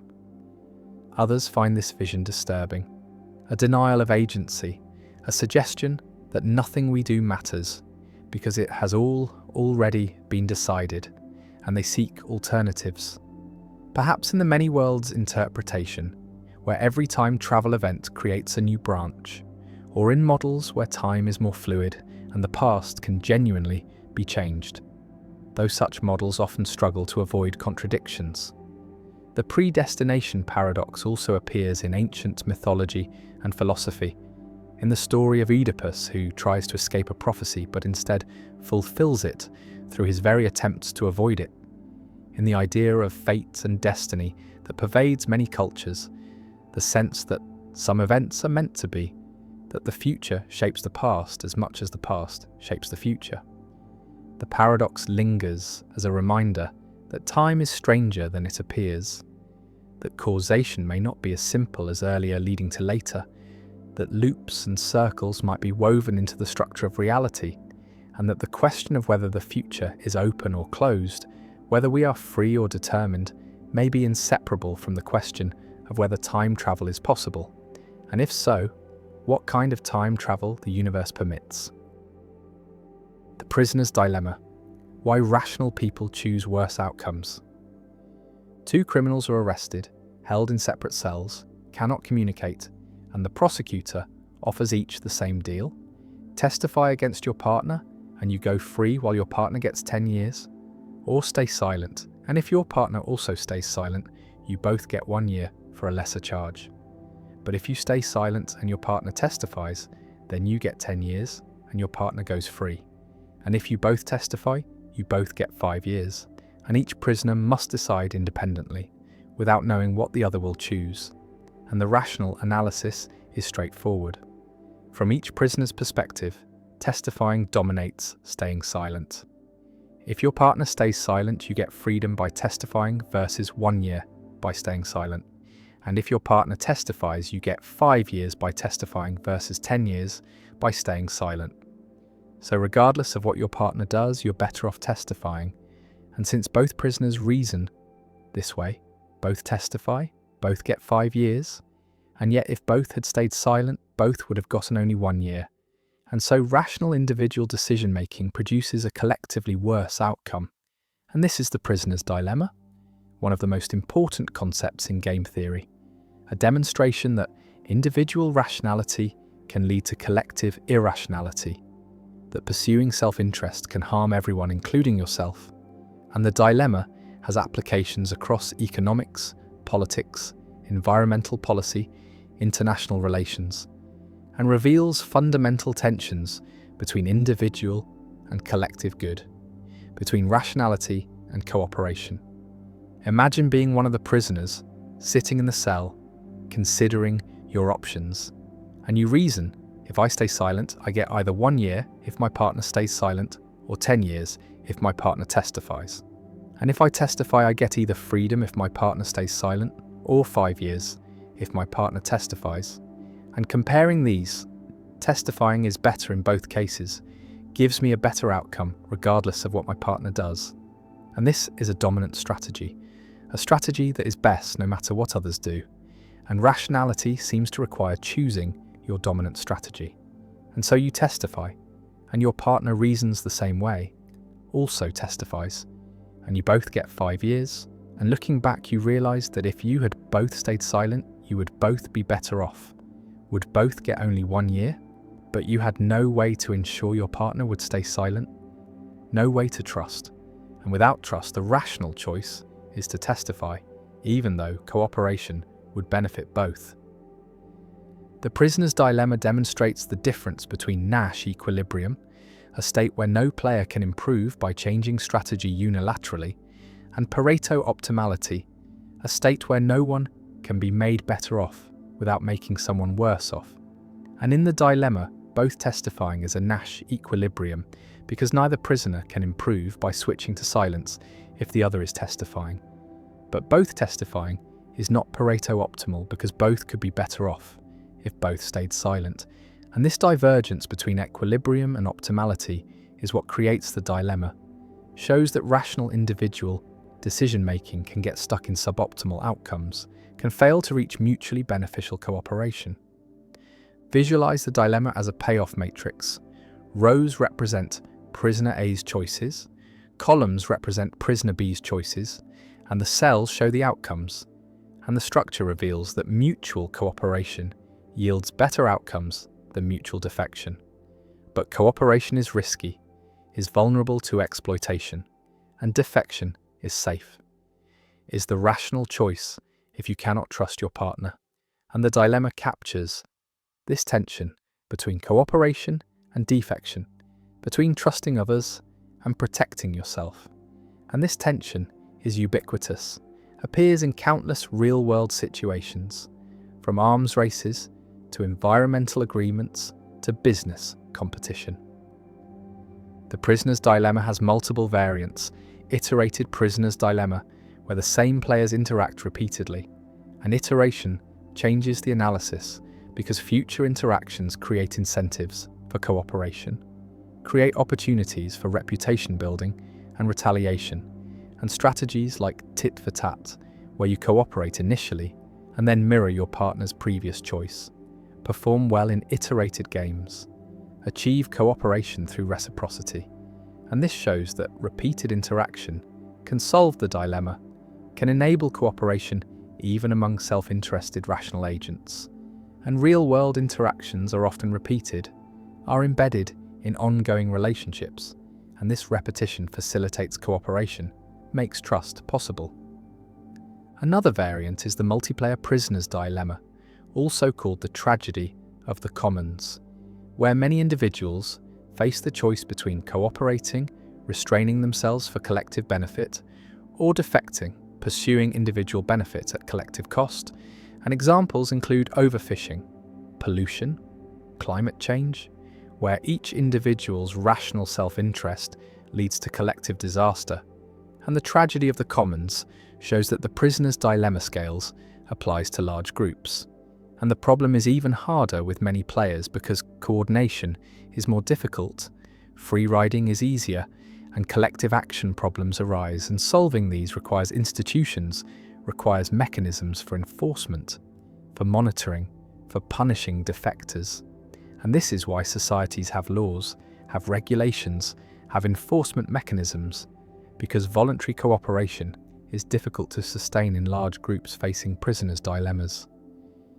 The dilemma also has implications for moral philosophy, for understanding ethics and rationality, because the dilemma shows that rationality and morality can conflict, that the rational choice is to defect, to pursue self-interest, but the moral choice is to cooperate, to consider collective welfare.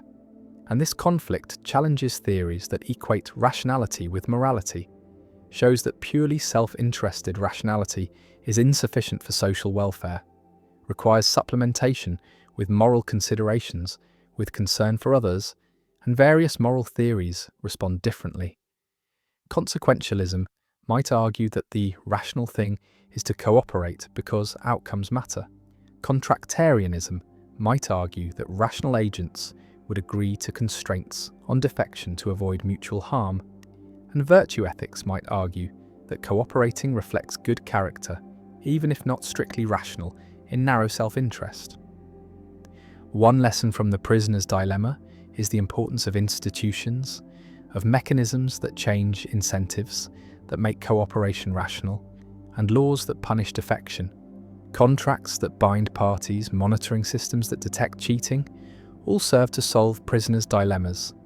All transform situations where defection is rational into situations where cooperation is rational. And understanding the dilemma helps design better institutions, helps create systems where individual incentives align with collective good, and much of economics and political science concerns this problem, concerns how to structure institutions to promote cooperation in dilemma-like situations. Another lesson is the importance of communication, of trust building, of reputation, because in real-world dilemmas, players can communicate, can make commitments, can observe each other's behavior over time, and these factors facilitate cooperation. make it easier to coordinate on the cooperative outcome. And experiments show that allowing communication increases cooperation rates dramatically in prisoners' dilemmas.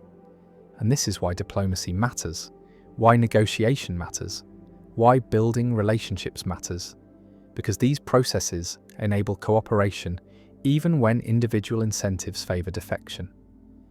The prisoners sit in separate cells, cannot communicate, face the choice, and rational analysis drives them both to testify, to defect, even though cooperation would benefit both. And the dilemma reveals that rationality is not enough, that collective outcomes require more than individual optimization, require cooperation, trust, institutions, repeated interaction, communication, and the prisoner's dilemma remains one of the most important concepts in social science, a simple game that captures fundamental tensions in social life, that shows why cooperation is difficult, why self-interest can be self-defeating, why rational agents can fail to achieve optimal outcomes, and the dilemma persists as a permanent challenge to theories of rationality, to assumptions about markets and institutions, and as a tool for understanding why societies need laws, norms, enforcement, reputation, communication, all mechanisms that help solve dilemmas, that enable cooperation despite individual incentives to defect. And the prisoners testify, and both lose more than they needed to, and the dilemma endures. The problem of universals, why redness exists everywhere and nowhere. A philosopher observes that multiple objects share properties. Multiple things are red, multiple objects are round, multiple animals are cats, and this sharing, this commonality, requires explanation, requires understanding what it is for different things to have the same property. And this is the problem of universals, one of the oldest and most fundamental problems in metaphysics. The question of whether properties like redness or roundness or cathood are real entities that exist independently of particular objects, are universals that multiple particulars instantiate, or whether properties are merely names, merely words we use to group similar objects without corresponding to any real shared entity. And the problem divides philosophers into realists who accept that universals exist and nominalists who deny them, and both positions face difficulties. Both must explain how we think and talk about properties, how science discovers laws about kinds, how resemblance works, and neither position has one consensus. And the problem of universals remains one of the deepest questions in ontology, a question about the fundamental furniture of reality, about what kinds of things exist. Imagine two red objects, a red ball and a red shirt, and they share something, they are both red, and the question is what this sharing amounts to, what grounds the similarity. And the realist says both objects instantiate the same universal, the property redness, which exists as a separate entity, an abstract object that is somehow present in both particulars. And the universal redness is one thing that exists in multiple places, is wholly present in each red object. And this explains similarity, explains how multiple things can be red. They all instantiate the same universal, and the nominalist says there is no universal. There are only the particular red objects, and the similarity is primitive, is a brute fact, or is explained by resemblance. The objects resemble each other, or is explained by linguistic convention. We call both red using the same word, and redness is not a real entity, but is a feature of our language or conceptual scheme. The problem can be stated as a dilemma. Either properties are universals, abstract entities that exist independently of particulars, or properties are just features of particulars. And if properties are universals, then we face the problem of how abstract entities relate to concrete particulars, how universals are present in objects, whether they exist in Plato's realm of forms separate from physical reality or exist in objects themselves, as Aristotle thought. And if properties are just features of particulars, then we face the problem of explaining resemblance, explaining what makes multiple objects similar, what grounds classification into kinds. and neither horn is comfortable. Neither provides an obvious easy answer, and the problem of universals forces us to choose between problematic metaphysics or problematic nominalism. Visualize the realist picture, a realm of abstract universals, redness, roundness, cathood, existing eternally and independently, and particular objects participating in these universals, instantiating them, exemplifying them, and an object is read by standing in an instantiation relation to the universal redness. And this relation is mysterious, is not itself explained. How do abstract universals connect to concrete particulars? How does the abstract realm interact with the physical realm? And the realist must either accept this as primitive, as an unexplained connection, or provide a theory of instantiation. And various theories have been proposed, but all face difficulties. All struggle to explain how universals and particulars relate. One version of realism, Platonic realism, says universals exist in a separate realm, a realm of forms, and particulars participate in forms, and the perfect circle exists in the realm of forms, and physical circles approximate it, participate in it imperfectly, and this explains how we can think about perfect circles. Even though no physical object is perfectly circular, we grasp the form directly through reason, but the theory faces the problem of how we access the realm of forms, how our minds, which are physical, can connect to abstract entities, and the theory faces the problem of how participation works, how forms relate to particulars. And Aristotle rejected Platonic realism, argued that forms exist in particulars, are immanent in objects, not transcendent, and redness exists in red objects, is a component of them, and this avoids the separate realm, but creates other problems. How can one form be in many places? How can universals be divided among particulars? Nominalism rejects universals entirely, accepts only particulars, and explains similarity without appealing to shared properties. And various nominalist strategies exist. Resemblance nominalism says objects are similar because they resemble each other, and resemblance is primitive, not explained by shared properties. And redness is just the class of objects that resemble paradigm red objects. And this avoids commitment to universals but faces the problem that resemblance seems to presuppose properties, seems to require that objects share something. And if resemblance is primitive, then we have not really eliminated properties but renamed them. And resemblance nominalism faces technical difficulties with explaining degrees of resemblance, with avoiding circularity. Another nominalist approach, predicate nominalism, says properties are just predicates, just words, and redness is the predicate red, and objects are read by satisfying the predicate. And this linguistic nominalism faces the problem of explaining why predicates apply. What makes it true that an object satisfies red?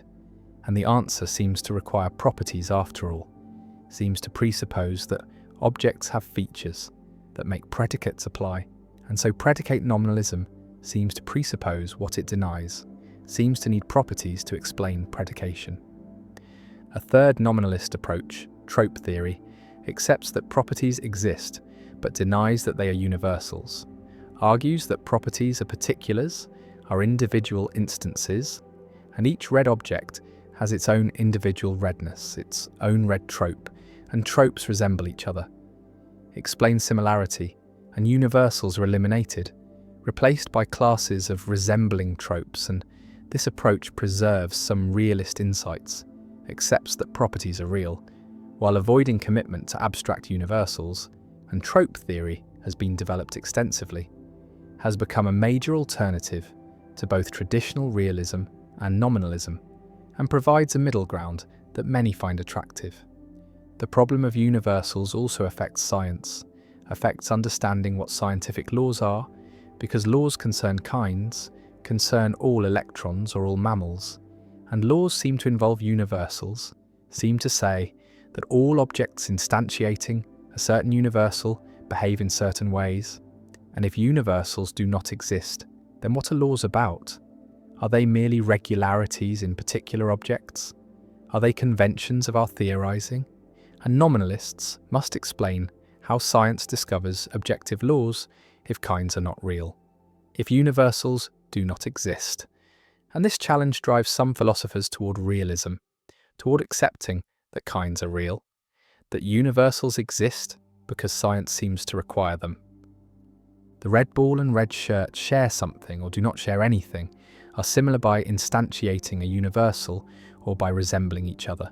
And the problem of universals asks which, asks what properties are, whether they are real entities or linguistic conveniences, whether redness exists in Plato's heaven or in particular red things, or only in our conceptual scheme. And the answers divide philosophers, have divided them for millennia. And the problem remains unsolved, remains central to metaphysics, and redness exists everywhere in all red things. If realism is true, and nowhere if nominalism is true, and the problem persists, ancient and unresolved, a permanent fixture in ontology, a question about whether reality contains abstract repeatable entities, or only concrete unrepeatable particulars, and the universals wait, existing or not existing, and the problem endures.